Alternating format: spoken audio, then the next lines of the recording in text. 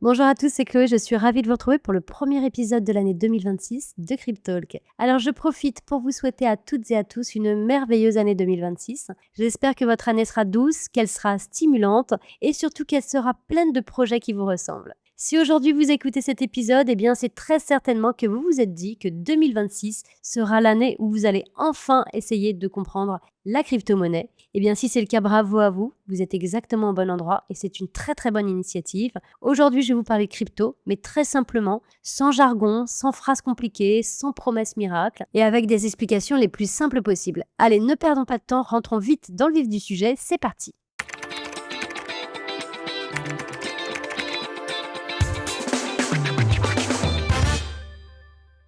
On entend très souvent que la crypto, c'est simplement de l'argent sur Internet. Alors, on connaît tous l'argent liquide, que ce soit les billets ou les pièces. On connaît aussi l'argent sur notre compte bancaire qu'on utilise avec une carte. Et bien là, précisément, c'est là que j'aimerais qu'on s'arrête 2 secondes. Parce que si vous réfléchissez bien, l'argent sur votre compte, finalement, vous ne l'avez déjà presque plus en physique. Ce sont des chiffres sur un écran, ce sont des lignes sur votre relevé bancaire, et pourtant, dans ce cas d'usage, ça ne dérange personne. Et quand votre salaire arrive, vous n'allez pas courir à la banque récupérer vos billets. Non, vous faites confiance à votre banque et vous faites confiance à ces chiffres sur vos relevés. En réalité, sachez que cet argent n'est pas posé là quelque part à vous attendre sagement que vous veniez le retirer. Non, la banque va l'inscrire sur votre compte, certes, mais elle va également l'utiliser. Elle va prêter votre argent et elle va faire circuler votre argent. Bref, il y aura du mouvement. Donc vous voyez, votre argent n'est pas totalement liquide. En tout cas, il n'est pas liquide à tout moment, surtout quand vous allez faire des demandes de retrait importantes. Là, je vais vous faire juste une petite aparté pour vous expliquer ce que veut dire être liquide, la liquidité,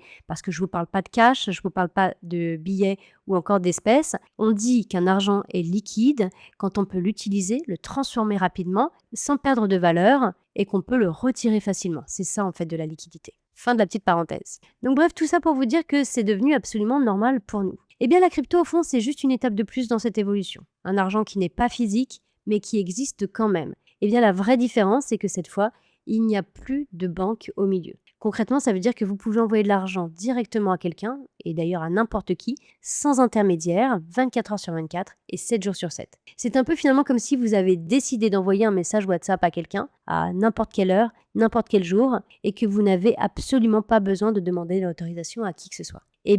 C'est exactement pareil en crypto. Alors maintenant, on va voir pourquoi la crypto existe. Contrairement à tout ce qu'on entend, souvent, les gens pensent que la crypto a été créée pour devenir riche rapidement, l'appât du gain ou encore tout ce qui est blanchiment. Non. Elle est née d'une idée très simple, idéaliste certes, reprendre le contrôle sur son argent. D'ailleurs, je vous ai fait tout un podcast sur l'idéologie de Bitcoin et sur la genèse avec l'histoire des cypherpunks, donc n'hésitez pas à aller écouter cet épisode qui est très intéressant. La crypto-monnaie a été créée pour pouvoir envoyer de l'argent facilement, 7 sur 7, 24 sur 24, à qui que ce soit, partout dans le monde, sans énormes frais et surtout sans délai interminable. À la base, la crypto répond à un besoin très concret. Alors la crypto, ce n'est pas un jeu, c'est encore moins une mode, c'est vraiment une nouvelle façon de faire circuler de la valeur. Et comme toute nouveauté, ça prend du temps à être compris. Rappelez-vous, dans les années 90, Internet, tout le monde était au début très méfiant, curieux, réticent. Et maintenant, nous avons tous Internet sur nos téléphones. Tout ça pour vous dire que l'adoption prend toujours du temps. Je vais vous parler maintenant de Bitcoin. Pourquoi Bitcoin? Parce que c'est la première crypto-monnaie. On l'appelle d'ailleurs l'or numérique. Pourquoi? Parce que Bitcoin est limité en quantité. On ne peut pas créer du Bitcoin à l'infini. Il y en aura 21 millions. On devrait les atteindre en 2140. Et ça, c'est super important parce que ça va lui donner de la valeur dans le temps. Alors, certaines personnes utilisent Bitcoin pour payer. D'autres personnes utilisent Bitcoin pour l'épargner, ce qu'on appelle holder. D'autres personnes font les deux. Bref, il n'y a pas une seule bonne façon de l'utiliser. En tout cas, ce qui est sûr, c'est que si vous comprenez Bitcoin, déjà, c'est un grand pas et ça vous permettra de comprendre une grande partie de l'écosystème crypto. Un des freins souvent pour passer à l'action, c'est le risque. Soyons honnêtes, oui, la crypto comporte des risques. Attention, je nuance, il faut les comprendre, il faut les dompter. Les prix montent, les prix descendent, parfois très vite, c'est ce qu'on appelle la volatilité. Il y a aussi des arnaques, des promesses trop belles pour être vraies, mais le vrai danger, au final, ce n'est pas la crypto en elle-même. Le vrai danger, c'est de ne pas comprendre ce qu'on fait. Se former même un peu, c'est déjà se protéger. Alors, vous allez me dire à quoi sert la crypto dans la vraie vie. Aujourd'hui, la crypto ne sert pas uniquement à trader, spéculer comme énormément de personnes pensent. Vous pouvez l'utiliser pour épargner, vous pouvez l'utiliser pour investir, pour payer, pour envoyer de l'argent et vous pouvez même obtenir du cashback en crypto-monnaie. Donc vous voyez, elle commence à entrer doucement dans le quotidien. Alors certes, pas partout, pas pour tout le monde, mais de plus en plus. Alors si le cœur vous en dit, si vous avez envie de commencer sans stress, eh bien rappelez-vous de plusieurs choses. Pour commencer, la crypto n'est pas une course. Il n'y a aucune urgence. Vous pouvez commencer petit. Vous n'êtes pas obligé d'acheter un bitcoin. Il y a plein de personnes qui pensent, en voyant le prix du bitcoin, que c'est impérativement le montant à mettre pour en acquérir. Non, pas du tout. Vous pouvez acheter des décimales de bitcoin, c'est ce qu'on appelle des satoshi. Vous pouvez, si vous avez envie, mettre juste 20 € et tenter l'expérience pour comprendre le mécanisme et pour mettre un premier pied à l'étrier. Donc vous pouvez commencer petit. Un conseil qui est très important, c'est de ne pas investir de l'argent dont vous allez avoir besoin pour vivre. Et puis un dernier conseil très très intéressant, et vous verrez dans le temps que j'ai raison, c'est que la patience est votre meilleur allié. Il faut envisager votre placement en crypto sur une vision moyen-long terme si vous voulez avoir des résultats.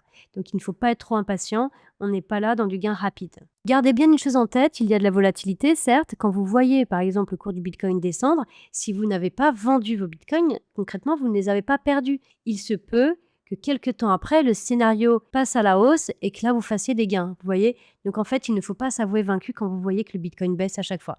Il faut vraiment se décorréler de tout ce stress et laisser les tempêtes passer. Tant que vous n'avez pas vendu, vous n'avez pas perdu. J'en profite pour rebondir. À compter du moment où vous allez faire une conversion, si vous faites des gains en crypto et que vous allez vouloir convertir vers de l'euro ou vers d'autres devises, peu importe, vous allez avoir ce qu'on appelle la flat tax en France notamment. Donc vous allez avoir une taxation sur les plus-values. C'est des choses dont vous devez impérativement prendre connaissance dans votre pays de résidence. Bon, jusqu'ici on a parlé de la crypto. Pourquoi elle existe, à quoi elle sert, mais la vraie question que tout le monde se pose et qui est souvent un frein, concrètement, ça s'achète où? Et c'est là que les gens bloquent. Parce que ça paraît du coup impossible, ça paraît compliqué. Je vais faire très simple. Aujourd'hui, pour se procurer de la crypto, il y a une étape principale, et c'est votre première étape. Vous allez devoir choisir une plateforme. Alors une plateforme, c'est un service qui fait le lien entre votre compte bancaire et la crypto-monnaie. Attention, toutes les plateformes ne se valent pas. Vous allez devoir aller regarder si la plateforme que vous avez choisie est régulée dans votre pays. Si vous vivez en France, vous allez aller sur le site de l'AMF, l'Autorité des marchés financiers, vous allez aller regarder la liste blanche. Donc ce sont les plateformes qui sont dignes de confiance, qui sont certifiées, enregistrées, PSAN, pour pouvoir pratiquer, pour pouvoir être custody, pour pouvoir être digne de confiance, de faire de la conservation pour compte de tiers, donc pour vos actifs. Donc très important d'aller vérifier en amont sur ces listes si vous êtes en France. Et vous avez, à contrario, la liste noire. Donc là, si vous voyez que la plateforme que vous avez choisie est sur la liste noire, red flag, fuyez droit devant. Pourquoi choisir une plateforme qui est régulée dans votre pays? Parce que ça veut dire qu'elle va respecter un certain nombre de règles, notamment en matière de sécurité et de protection des utilisateurs. Bref, une fois que vous avez choisi votre plateforme, vous allez pouvoir aller acheter de la crypto le plus simplement possible. Alors après, c'est pareil, c'est la plateforme que vous aurez choisie. Si l'expérience utilisateur est simple, ça sera simple. Donc vous allez acheter de la crypto-monnaie avec vos euros. Vous verrez sur la plateforme que vous avez choisie si vous faites un coup de carte bleue ou si vous avez besoin de faire un virement. Et là, il y a une autre question qui se pose souvent. Une fois que j'ai acheté mes cryptos, eh bien, qu'est-ce que j'en fais? Où est-ce que je vais garder mes crypto-monnaies? Alors, certaines personnes vont vous dire qu'il faut les mettre sur un cold wallet. Un cold wallet, c'est un support physique qui permet de conserver vos crypto-monnaies. C'est totalement hors ligne, donc c'est hors Internet et c'est à considérer un peu comme un coffre-fort. Alors attention, une fois que c'est sur un cold wallet, c'est conservé, mais ça ne fait absolument pas travailler vos actifs numériques. Il n'y a absolument pas de revenus passifs. Vos crypto-monnaies ne feront pas de petits par rapport à si vous les aviez placées en stacking ou encore en finance décentralisée. Bref, je m'égare un peu, mais tout ça pour vous dire qu'elles sont conservées et qu'elles ne bougent pas, mais qu'elles ne travaillent pas. Donc là, un cold wallet, c'est très sécurisé, mais attention, encore une fois, ce n'est pas à la portée de tout le monde. Si vous n'êtes pas très à l'aise avec la technologie, donc avec ce type d'outils, ce n'est absolument pas un problème. Vous pouvez aussi tout à fait laisser vos actifs numériques sur la plateforme que vous aurez choisi, régulé bien évidemment, je me répète. Surtout si vous êtes un débutant, vous pouvez les laisser au début. Et puis vous verrez par la suite si vous vous sentez plus à l'aise pour détenir ce fameux cold wallet. Alors il existe plein de marques. Ledger est la marque la plus connue, une marque française dont vous avez très certainement déjà entendu parler. En tout cas, détenir un cold wallet, c'est aussi une grosse responsabilité parce que vous allez devoir retenir votre clé privée. Vous avez une clé publique à communiquer C'est comme si vous donniez à quelqu'un votre IBAN. La clé privée, c'est à considérer comme votre code de carte bleue, par exemple, à garder confidentiel. En crypto, la liberté a un prix. Si vous perdez vos clés privées, eh bien là, il n'y aura pas de service client à appeler, il n'y aura pas de banque pour récupérer l'accès. C'est une autonomie qui est une grande force, mais c'est aussi une grande responsabilité. On va parler ensuite investissement. Je le répète très souvent, et d'ailleurs, je pense que je le répéterai encore énormément sur 2026. Il vaut mieux investir doucement plutôt que mettre une grosse somme d'un coup. Beaucoup de gens utilisent une méthode hyper smart qu'on appelle le DCA, le Dollar Cost Averaging. Alors là-dessus, on n'a rien inventé, c'est une stratégie qui nous vient de la finance traditionnelle. En gros, c'est le fait d'investir régulièrement des petites sommes, donc par exemple 50 euros, tous les mois de façon très régulière. Ça va vous permettre de lisser les variations du marché, donc vous allez acheter à plusieurs points d'entrée, et de réduire le stress, puisque du coup, ça va le faire automatiquement. Vous allez pouvoir également vous permettre de diversifier, je vous l'ai dit tout à l'heure. Diversifier, eh bien, c'est de ne pas mettre tous ses œufs dans le même panier, c'est de ne pas tout miser sur un seul pari. Attention par contre de ne pas trop diversifier non plus. C'est vraiment une règle de base en finance.